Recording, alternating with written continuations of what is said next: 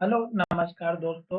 आज हम बात करेंगे विप्रो लिमिटेड स्टॉक्स के सपोर्ट और टारगेट के बारे में और इस स्टॉक की एक गुड न्यूज़ जो कि कल अनाउंसमेंट की गई थी उसके बारे में हम यहाँ पर बात करने वाले हैं। साथ ही इस स्टॉक्स में बाय सेल की कोई एडवाइस नहीं है।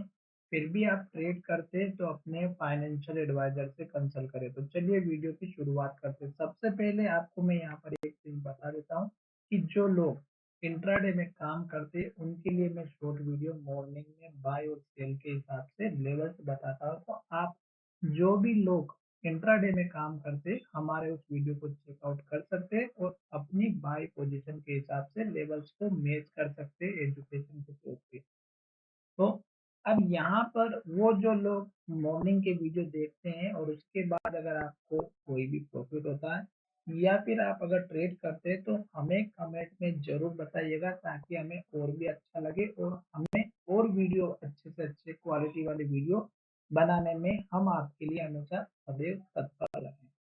अभी स्टॉक्स की सबसे पहले देखेंगे कि स्टॉक्स में चल क्या रहा है और किस तरह से स्टॉक के लेवल्स हमें पता करने होते हैं। सबसे पहले आपको एक चीज का ध्यान रखना है कि जितने भी स्टॉक्स के इम्पोर्टेंट हाई हैं और जितने भी इम्पोर्टेंट लो हैं उनको मार्क करके चलना है। जैसा कि मैंने आपके सामने यहाँ पर 2 से 3 लेवल्स मार्क किए और स्टॉक जो है हमारा यहाँ पर उस लेवल के पास आ चुका है।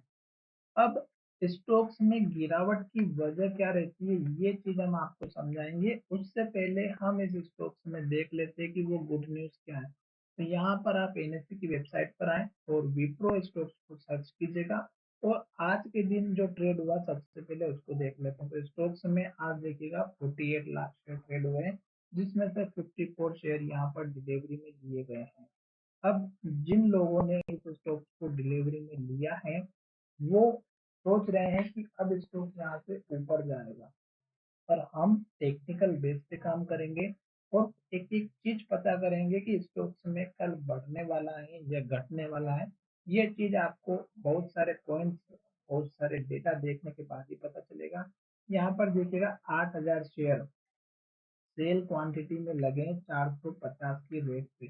तो ये हमें एक नेगेटिव इंडिकेशन दे रहा है। दूसरा यहाँ पर देखिएगा जो गुड न्यूज जो अनाउंसमेंट की गई है वो इस स्टॉक्स को लेकर के की गई है कि ईएसओपी के थ्रू इस स्टॉक्स को जो है दिया जा रहा है। ईएसओपी मतलब एम्प्लॉय के अंडर यानी कि एम्प्लॉय को जो है कंपनी में काम कर रहे हैं उनको स्टॉक्स दिए जाते हैं।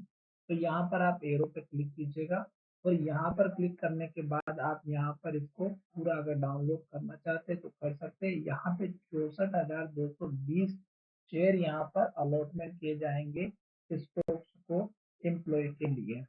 तो ये चीज एक तो बहुत ही अच्छी बात है कि अगर कंपनी ग्रोथ कर रही है और कंपनी अगर ग्रोथ करते हुए ऊपर की तरफ जा रही है तो आपके लिए ही अच्छा है और वो एम्प्लॉय को पकड़ के रखने के लिए ये स्टॉक्स बांटती हैं।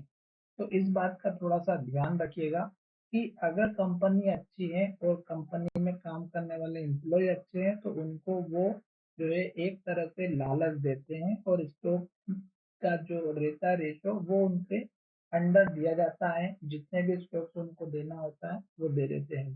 ठीक है, आप पीडीएफ जाकर के चेकआउट कर सकते हैं डाउनलोड करने के बाद। अब यहाँ पर हम देखेंगे कि स्टॉक्स अपना इस रेंज के अंदर ट्रेड कर रहा है जो कि पुराना वाला लो ये है जो लगभग 467 का है। स्टॉक हमारा इसके पास आता है बार बार गिर के नीचे आ जाता है, पर फिर से जब नीचे की तरफ आता है तो फिर से इस लो के पास आता है और इस हाई के पास आता है जो लगभग 443 रुपए का है और स्टॉक यहाँ से फिर ऊपर चला जाता है। तो इसका मतलब ये हुआ कि स्टॉक अभी रेंज के अंदर ट्रेड कर रहा है। तो स्टॉक यहाँ से 1, 2, 3, 4 और 5 बार स्टॉक का ऊपर की तरफ रिजेक्शन मिला। स्टॉक ऊपर नहीं जा पा रहा है और नीचे की तरफ देखें तो 1, 2 और ये तीसरी बार आ चुका है। अभी भी अगर आप देखेंगे तो 3 कैंडल हमारी बड़ी रेड बनी है, आज की कैंडल भी रेड बनी है। तो जब तक स्टॉक रेड कैंडल बनाएगा आपको इस स्टॉक से दूर रहना है।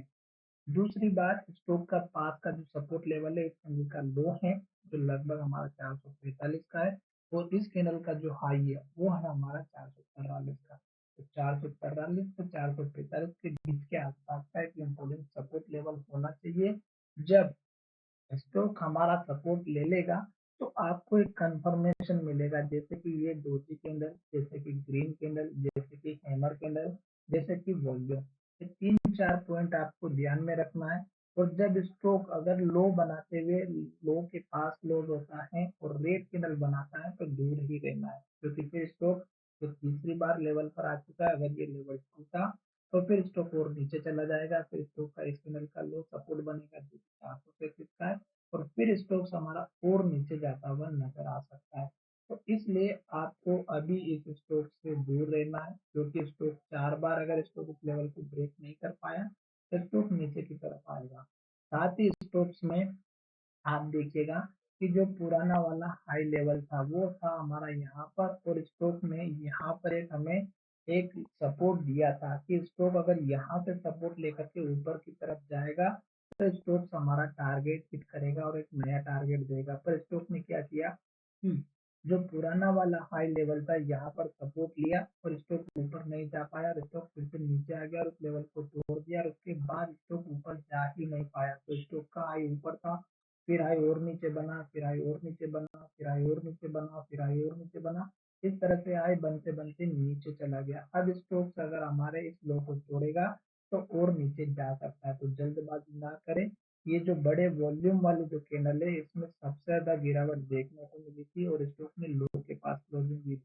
तो ये जो लेवल्स था, इस स्टॉक में आपको समझ में आ रहा होगा कि स्टॉक ने हमारे इस लेवल को ब्रेकआउट किया था जो यहाँ पर ट्रेड कर रहा था, जिसकी वजह से स्टॉक में गिरावट आई।